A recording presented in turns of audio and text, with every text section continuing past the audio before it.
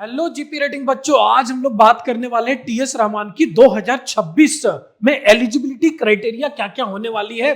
और टीएस रहमान एक oldest college है जीपी रेटिंग बच्चों के लिए, जहां पर आपको एक अच्छी अपॉर्चुनिटी मिल रही है अपने आप को तैयार करने के लिए। लेकिन इसके लिए आपको पढ़ाई करनी होती है, और पढ़ाई से पहले आपको यह पता होना चाहिए बच्चों की आपकी एलिजिबिलिटी क्राइटेरिया क्या है टीएस रहमान कॉलेज की। हेलो प्यारे बच्चों, जय हिंद, जय भारत, जय माता दी। अगर आप जीपी रेटिंग की खुद से तैयारी करना चाहते हैं तो मर्चेंट नेवी स्टार्ट ऐप अभी के अभी डाउनलोड कीजिए, क्योंकि ये आपको एजेंट से बचाएगा और सही कॉलेज में पहुंचाएगा। अगर आप घर पे रह के तैयारी करना चाहते हैं, खुद से करना चाहते हैं, तो ये हमारी बुक है जीपी रेटिंग की। आप ये किताब बाय कर सकते हैं mypustak.com से, लिंक डिस्क्रिप्शन बॉक्स में। और अगर आपको लगता है कम्युनिकेशन स्किल पे काम करना है, TS Rahman, Nusi Goa, Great Eastern, 7 जैसे टॉप नॉच कॉलेजेस में जाना है और खुद से नहीं हो पा रहा है, तो एसएमबीडी मरीन अकेडमी ऑफलाइन कोचिंग में आइए। यहाँ से बहुत सारे अमेजिंग रिजल्ट्स रहे, आपका भी आ सकता है। मॉक टेस्ट से लेकर लगातार पढ़ाई बैंड बजा देते हैं, लेकिन रिजल्ट आता है। Take care. तो चलो मैं बात करता हूं टीएस रहमान। तो टीएस रहमान में क्लास 10th और 12th के स्टूडेंट दोनों एलिजिबल हैं। आप देख सकते हो क्लास 10th में इंग्लिश एंड मैथमेटिक्स होनी चाहिए। अगर क्लास 10th में इंग्लिश नहीं है, मैथमेटिक्स नहीं है, तो आप एलिजिबल नहीं हो।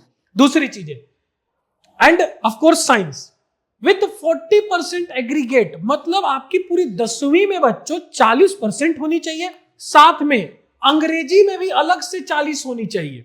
मान के चलो आपकी 10वीं ही क्वालिफिकेशन है, 10वीं के बाद आपने 12वीं नहीं किया है, और 10वीं में आपकी पूरी 10वीं की परसेंटेज 42% है, लेकिन इंग्लिश में मामला खराब है, 38% है। आप टीएस रहमान के लिए एलिजिबल नहीं हो। लेकिन मामला कुछ ऐसा है कि 10वीं में भी 45% है और अंग्रेजी में भी 48 नंबर है, तो यस मामला सही है, आप टीएस रहमान के लिए एलिजिबल हैं।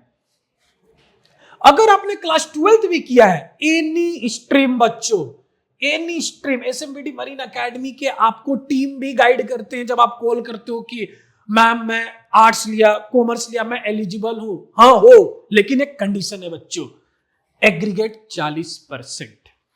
अंग्रेजी में भी कितनी होनी चाहिए? 40%, कम से कम न्यूनतम 40%।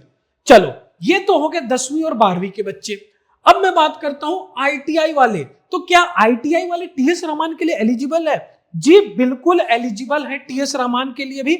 ऐसे तो ये बच्चे आईटीआई वाले बच्चे 7 island great eastern fleet management, मैं मानता हूं कि इन बच्चों को focus 7 island great eastern fleet management में देनी चाहिए। लेकिन यस, आईटीआई किए हुए बच्चे 2 साल की कोर्स, वो एलिजिबल है टीएस रहमान में भी।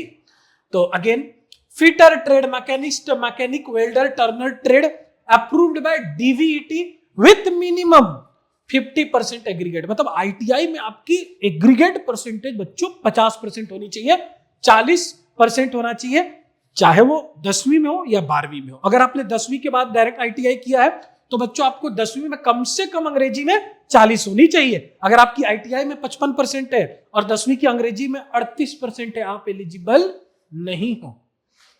सिंपल फंडा है टीएस रहमान की।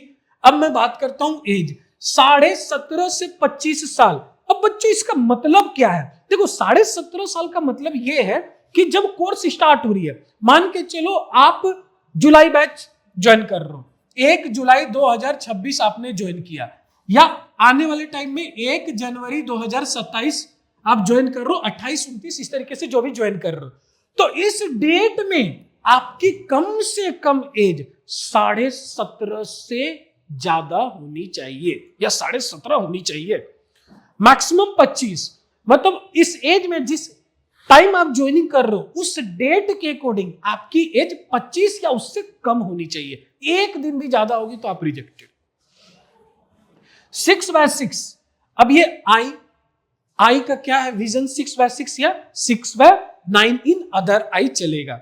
कलर ब्लाइंडनेस नहीं होना चाहिए, इसीलिए एसएमबीडी मरीन एकेडमी में जो भी बच्चों की हम लोग एडमिशन लेते हैं, सबसे पहले उनकी कलर ब्लाइंडनेस टेस्ट करवाते हैं। अगर बच्चा उस टेस्ट में पास होता है तभी एकेडमी में एडमिशन ली जाती है। बहुत ही बेसिक टेस्ट है बेटा, आप गूगल से भी वो टेस्ट कर सकते हो, लेकिन मैं बोलूंगा एक नॉर्मल क्लिनिक चले जाओ या आई हॉस्पिटल चले जाओ, वहां पर आपको ये बेसिक टेस्ट करवाया जाता है। कुछ ऐसा नहीं, मशीन उसीन कुछ नहीं लगाया जाता है, वो रीड कराया जाता है numbers. BMI, body mass index 18 से 25 होने चाहिए, जो कि एक हेल्दी बच्चों का ये पहचान होता है, या किसी भी ह्यूमन बीइंग की 18 से 25 होनी चाहिए। अब इसकी फी कितनी है? 2,65,000 रुपए फी है एज पर जुलाई बैच 2026। ये फी भी बढ़ रही है। एज रिलैक्सेशन है क्या? जी बिल्कुल है। अगर आप ST SC कैंडिडेट हो तो 5 साल की एज रिलैक्सेशन है, आप देख सकते हो। अगर आप फीमेल कैंडिडेट हो तो 2 साल की एडिशनल एज है। मतलब एक अगर बच्चा है वो 24.11 और 25 इयर्स का है जब कोर्स स्टार्ट हो रहा है, और एक बच्ची है अगर वो 27 साल की भी है तब भी वो एलिजिबल है। 2 year age relaxation for degree और डिप्लोमा होल्डर। जो डिग्री और डिप्लोमा होल्डर्स हैं, जो इन्होंने बीटेक कर रखा है, जिन्होंने डिप्लोमा इन मैकेनिकल इंजीनियरिंग कर रखा है, डिप्लोमा इन इलेक्ट्रिकल, इलेक्ट्रॉनिक, उनके लिए भी 2 साल की एज रिलैक्सेशन है।